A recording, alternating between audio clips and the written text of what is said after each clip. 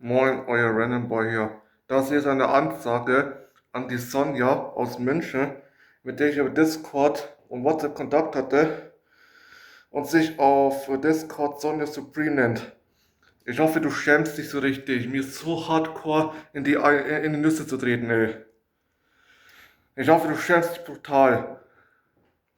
Zuerst so ein Vertrauen aufbauen und dann mir letzte Nacht eiskalt in die Nüsse treten. Sagen, es ist nichts Persönliches. Nee, doch, es ist persönlich. Ich hab's nämlich persönlich genommen.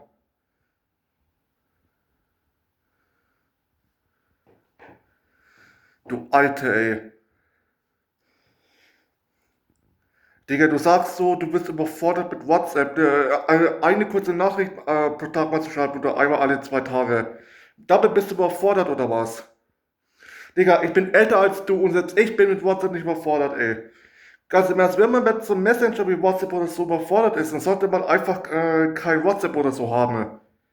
Digga, wenn dir schon das Schreiben von einer Nachricht so hardcore überfordert, ey, dann melde dich einfach von WhatsApp und von jedem Messenger ab, wo du bist.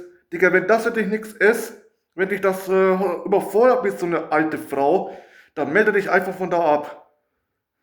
Ich hoffe, ich sehe dich nie in Real Life, ansonsten kann ich für nichts garantieren, ey. Ich bin so sauer wegen dir. Mein Gott, ey, ich musste mich einfach mal kurz auslassen über die alte, ey. Ich hoffe, wir sehen uns echt nie in Real Life. Ansonsten kann ich für nichts mehr garantieren, ey. Zuerst so hardcore ein Vertrauen aufbauen und dann bam, voll in die Fresse schlagen.